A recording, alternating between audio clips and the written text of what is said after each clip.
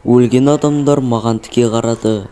Содан кейін мен басқалардың да көздерін аша бастағанын көрдім. Олар менің осында екенімді білді және артқа шегіндім.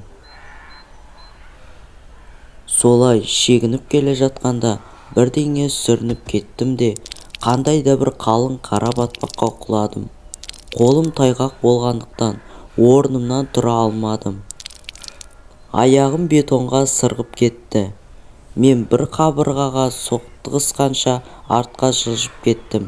Содан кейін мені зомби қоршап алып жақындап келе жатыр. Мен мұның соңы екенін түсіндім және қолмен бетімді жауып өлуіме дайындалдым. Бірақ ештеңе болмады және шабуылдамады. Солай мен орнымнан тұрып, әрі қарай жылжыдым.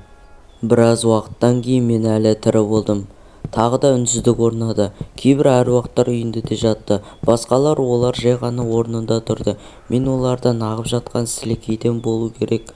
Содан олар мені өздері деп ойлады.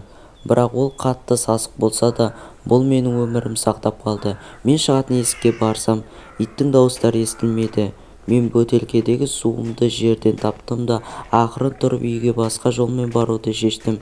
Иттер мені әдеттегі жолмен күтіп алады деп.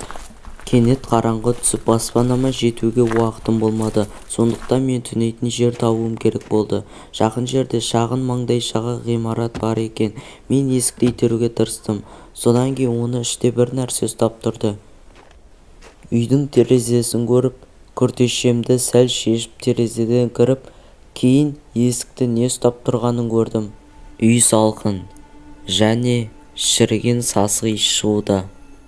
Есіктерді денесімен бірге алып кеткен әйелдің құрғаған мумиясы еді. Оның қасында арбасы бар еді.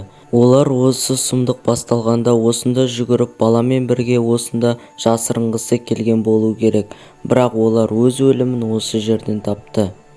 Мен олардың нені бастан өткергенін елестете алмаймын және басқа есіктерді тексеріп бүкіл бөлменің барлық терезелерін жауып тастап орындыққа жаттым.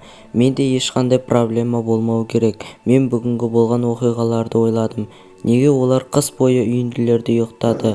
Неге жануарлар бос болып көшеде жүгіреді? Мен қандай да қара сұйықтыққа құладым және ол менің өмірімді сақтап қалды. Содан кейін тағы да ойладым баласын қорғауға тырысып жатқан әйел туралы. Содан кейін мен бір дыбыс естідім. Бұл бөлмеде менімен бірге басқа біреу болды. Арба дірілдеп кетті.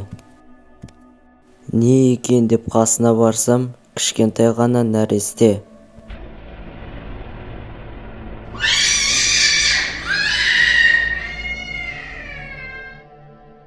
Өмір сүргеніме 6 ай болды. Және осы уақыт ішінде өмір сүріп жүргеніме сене алар емеспін. Ойлана келе, бұл қалада менен басқа да адамдар бар деп ойлаймын.